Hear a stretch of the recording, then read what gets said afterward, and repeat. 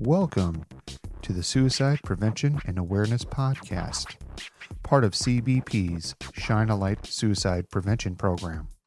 Today we're talking with Chief Clem, a Chief Patrol Agent, and Dr. Kent Corso, a clinical psychologist specializing in suicide prevention. In this episode, Chief Clem and Dr. Corso talk about leadership and suicide prevention. Hi, and welcome to our monthly podcast. Thanks so much for joining us today and to our guest for being with us. Just a few caveats before we get going. I am a clinical psychologist, so I am a doctor, but I'm not the doctor for our guest. This isn't therapy or counseling, nor is anything we talk about today going to involve or constitute medical advice. This is just a conversation. Another disclaimer is that suicide is a difficult topic to talk about. It's not one that we can discuss vaguely or indirectly if we hope to make a difference. So, for our listeners out there, we are going to have a frank conversation today. If by any chance you have lived experience or you are triggered, if anything we discuss is upsetting or distressing to you, please reach out for help. Reach out to those who care for you and love you, and reach out to those who you love. If you're a CBP employee or family member and you need help, you can always contact a peer support member, chaplain, or veteran support member. Or you can reach out to our employee assistance program. If you are not a CBP employee, you can always call 1-800-273-8255, which is the National Suicide Lifeline. Today, our guest is Chief Clem. Thanks for being with us today, Chief. Good morning. Thank you. One of the things we wanted to try to talk about today was leadership and leadership in the context of suicide prevention. You are working in an AOR, sir, where you have seen a lot of action, say, for the last several weeks. And without disclosing too much information, you're somewhere on the southwest border and things have been very busy and very stressful. Is that correct? Yeah, that's correct. It's been several weeks, several months, and continuous stress and the continuous action being done. So we know that when stress is higher, certainly work stress relates to our suicides within CBP. We know that it's one of the top 10 precipitators of suicidal attempts or suicide behaviors. We know that work stress can also increase people's likelihood of drinking too much or engaging in unhealthy habits like domestic violence or other actions. So just want to ask you, from your perspective, how are you taking care of your people? How are people taking care of each other? Well, thank you.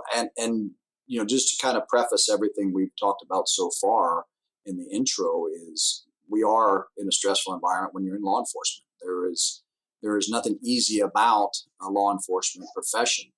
There are things that can be done to make things better for sure.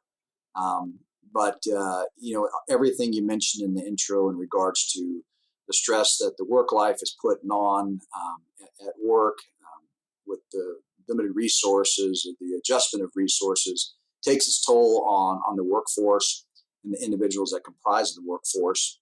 You know, how do we handle this? And one of the things that we are doing a lot here in my area and work on to continue to improve is just being open with what's going on, recognizing that it can be very frustrating dealing with the environment we're in right now, and that's earned and real, and not try to cover it up or hide it or say it's going to go away. Be truthful on what is or is not coming.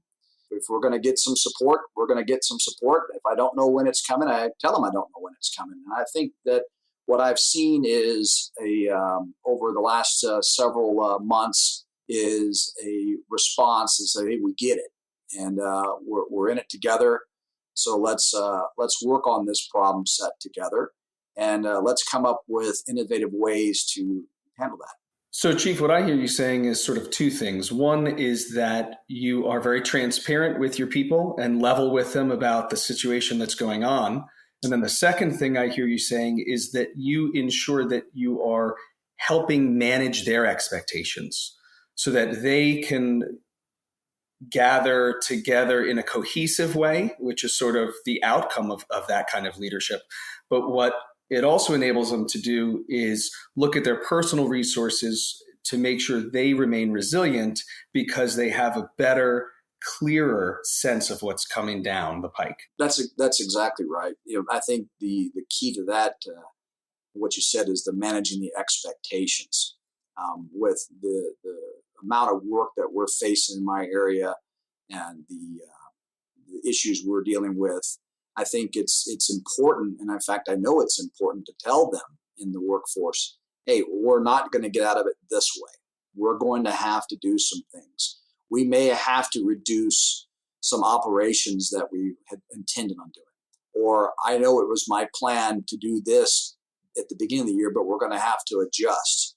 And I think those are decisions that, they that are made by leadership, and it resonates with the workforce because they're hearing it from you, whether it's me or the actual station or program leadership, or getting my message directly or indirectly from me. They're able to kind of put it and frame it like, you know what, you're right.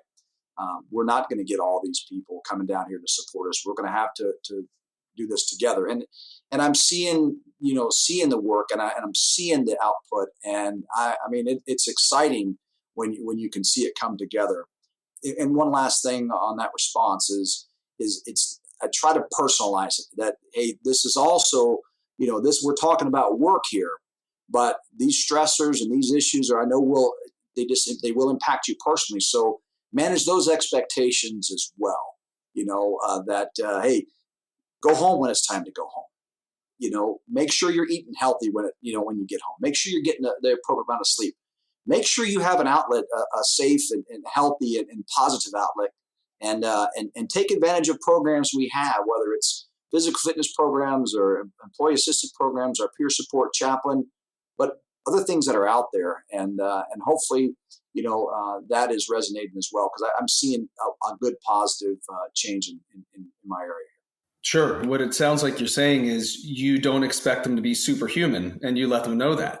You are encouraging them to engage in healthy coping skills, but you're also giving them permission to be human. And then also to say, look, the work is going to be here. Go home and take care of yourself so you can come back tomorrow and do a good job again, right? So being reasonable with them. I think you're exactly right. I like you're not a superhero, you're not superhuman, because when when we have those images, you're not going to show frustration. You're not going to show those emotions, right? Well, it's okay to be frustrated. It's okay to be disappointed, but it's all okay to be proud of the work you are doing. It's okay to go home after the day and forget about it and get recharge. And I think that's something that I want to come across in the messaging.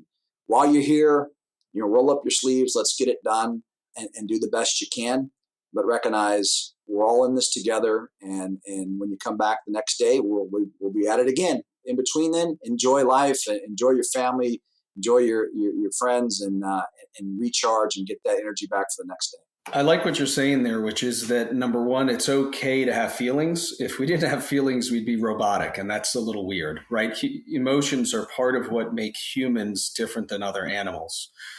So love that that's part of your message and what you encourage, and also love that you're encouraging people to have a multi-dimensional life, not just to be work, work, work, work, even though there might be long hours, there might be extra work, overtime, things that they would prefer not to do. You're also making it a clear point that they should prioritize other dimensions of their life, which, as you know, and many of our listeners know, that's what helps us remain resilient, is maintaining some personal routines, family routines, social habits, things that keep us balanced, for lack of a better word. Yeah, you're exactly right. In a law enforcement profession where many of my employees, the majority of my employees, wear a badge, I often tell them, whether it's at a muster or with new hires, that behind that badge is a heart, and you've got to invest in that. And to me, that's critical, and that's a learned habit over time. I'm approaching nearly 27 years in this organization, And early on, I didn't ever want to take that badge off. Many of my vacation pictures my wife started taking of us was me on my phone, on my laptop. And so, I wasn't turning that off. And so, I'm responsive, and to any of my bosses that are listening, I'm still going to have that phone connected to me, but it wasn't going to be an obsession. And so it wasn't healthy. It wasn't healthy to be on vacation with my wife and children, and then be, well, hold on, let me take this call, or let me respond to this email. I needed to create some space, and while I'm not going to dismiss my responsibilities, and nor am I encouraging that, but I'm also encouraging people to kind of reassess how they go about things, especially after hours, and when you can. It doesn't always work that way, but when you can do it, try to do it. Sure, of course. And so can you share a little bit about how you do that in your own personal life? Yeah, I think the biggest thing is when I'm home, I don't have the phone hooked to my shorts. When I'm at the house, it's in an area close by so I can hear it. And I've even seen it in my wife. She's also getting better about not checking everything on the work phone. Again, it doesn't always work for everybody, but I think that it's important to find areas where you can make that time. Absolutely. What I hear you saying is you have to set boundaries and set limits. It's not that you go from one extreme to the other where you leave work and the phone just gets turned off and life is grand until the next morning when your alarm clock goes off. But rather, time is precious, and time with our loved ones is precious. And so set some boundaries that are reasonable, that allow you to have better balance. And I think that's a great message. One other thing I'd like to sort of shift gears and touch on before we wrap up is you mentioned how people are pulling together and how you encourage them to pull together. We know that the 42% of people who die by suicide in this country, the precipitating incident is a relationship problem. We know that within CBP, that is the number one trigger for people thinking of suicide or going down that road. Having a discipline history, alcohol and drug abuse, depression, mental health issues, and work stress. Those are sort of the top 5. And at the same time, we know that when there's this sense of camaraderie, when sort of we're in this together, it's this shared pain. There's a really bright guy named Dr. Ken Middleton at ICE who says, pain shared is pain divided. And I think that's a great quote. Actually, don't know if it's his, but I'm going to credit him with it. So it sounds like people have pulled together and camaraderie is high, and that's helpful for preventing suicide and preventing all sorts of other unsafe behaviors or negative coping behaviors. The common denominator when people think of killing themselves is that their meaning and purpose in life has sort of been rattled or decreased or removed. Is there anything that you can say to your folks that help bolster their meaning or their purpose, their importance to you and the mission? Anything that you can think of? Yeah, and while we're sharing quotes that we may or may not know who we can attribute them to, this one's not mine, but I've heard that this quote that people would rather share carrying your burdens than carrying your coffin. In other words, bring me your problem, and that goes aligned with that dividing the pain. I think that's critical in these circumstances. Is look, we're in this together.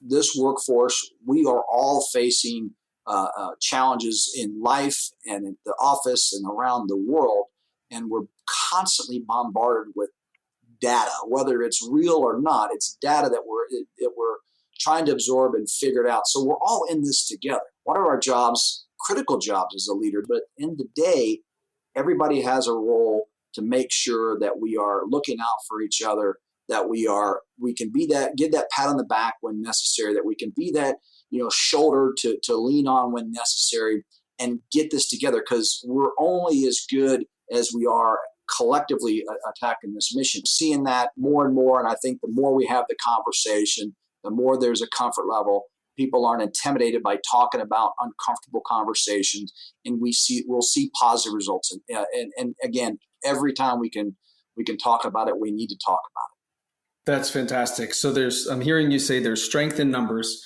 And I'm also hearing you say it's important to have difficult conversations, to lean on each other, to allow yourself to be leaned on.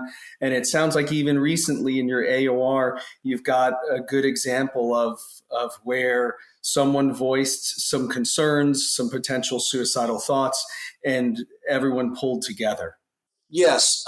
It's been part of the consistent messaging when people come to work in my area, that we talk about things that people aren't expecting on day one that impact the workforce. And that's from not just my experience, but experience of others. And so we talk about reaching out. We talk about stressors. We talk about, things that can go well for you, or things that could take you down a path that may not go well from you from a professional perspective, but that we have resources there to help you, whether it's our peer support, our chaplaincy programs, the EAP programs. And so, we did have an event recently where somebody was, in a bad place, but they reached out. They reached out to their peers, coworker peers, and they responded. Leadership responded as well, provided opportunities, resources, and from the formal perspective of the peer support programs we have, but just being a good friend and provided options, and decisions were made. And as of this moment, that person is in a safe and a good spot. And I think, to me, that's the outcome we're looking for. It's real life. We're dealing with people. There was decisions and comments and things that ended up happening, but at the end of the day, the system, as we are developing and as we go, right, we continue to refine it, because we're dealing again with people, put us in a good spot today, and I'm very grateful for everybody involved. Excellent. Well, Chief, thanks so much for being on the podcast. Really appreciate the work you're doing, especially considering everything that's going on in your area of responsibility. Thanks so much. You're welcome. It's my pleasure to be part of this, and I do appreciate your continued effort and your desire to continue to keep this movement going forward. I think it's critical to the workforce and to the communities we represent, and I do again appreciate it. Thank you. Thanks, Chief. So between recording this podcast and waking up the next morning, which was Saturday, April 2nd, we actually lost someone. And so, Chief, I wanted to add this addendum to the podcast and just have a quick chat with you about how our mindset shifted from Friday to Saturday and what our mindset should be as we look forward. Yeah, thank you, Doc. And that's it's unfortunate, but we're on this message. And Friday afternoon, when we concluded the podcast, we were on a whole nother level, excited that we had a win under our belt, and this was important, and wanted to build from there.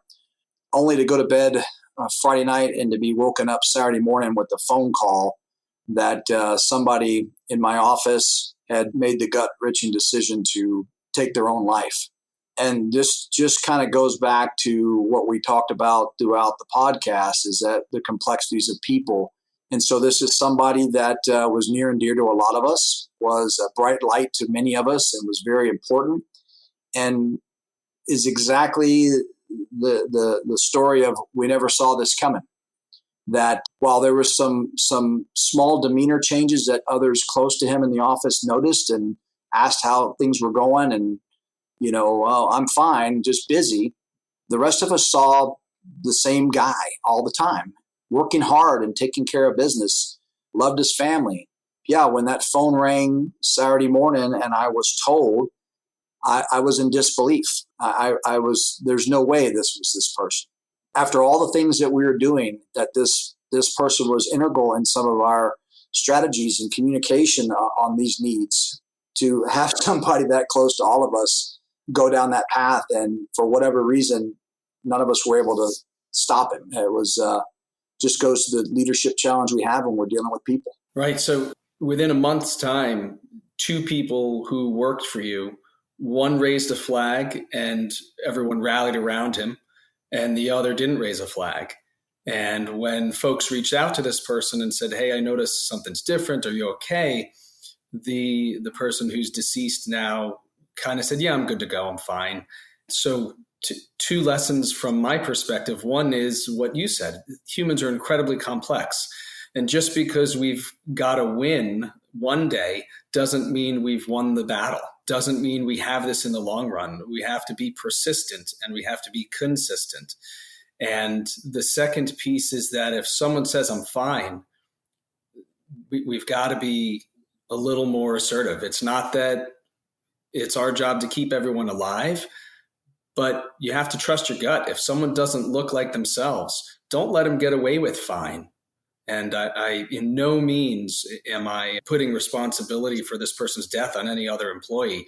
I commend whoever the people are who reached out to the decedent and asked, because that's what we have to do to take care of one another. No, I agree. And again, it was this person's choice and only this person's choice to make that decision. And, and there's still a lot of puzzle pieces out there that we're trying to fit together to kind of close this gap. And I think that's one of the challenges, especially with suicide, is everybody kind of starts guessing and we start looking for answers. And without facts, we end up inserting our own and trying to figure out ways of how we could have done things different. And there may have been nothing we could have done different.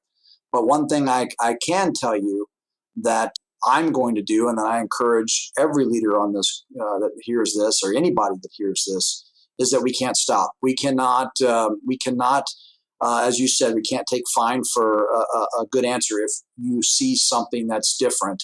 I will continue to champion this cause. We need that. Work is going to be work. It's going to be there. But the most consistent piece of all this is the people that make up the office and make up the mission set for our agency. And we've got to truly invest in them. And so this is one of those things that, coming right off a high to go right into a low. But I'm going to take this energy, and so I've encouraged the staff to take this energy and use this to continue our fight to message about mental health resiliency, suicide awareness, and prevention, to have those awkward conversations, as you and I have discussed before. If this doesn't wake up people, I don't want to have another one. But, this particular individual was somebody that, as I mentioned just a few moments ago, is the classic never expected it.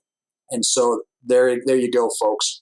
Every one of us are susceptible. No one's immune to this. It can happen when you least expect it. And we've got to do our best to try to mitigate these situations, because it's devastating to the family and to the workforce. And, I just, again, appreciate the time and the opportunity. I thought it was incredibly important to add this, because it all happened within 12 hours of us doing the podcast. And I think people need to have real talk and real examples of how this real life works. This is part of our ongoing podcast series for suicide prevention and awareness. If you see someone struggling, say something. Asking them about suicidal thoughts may feel awkward, but you can help reduce suicide risk at home and in the workplace by tolerating that awkwardness.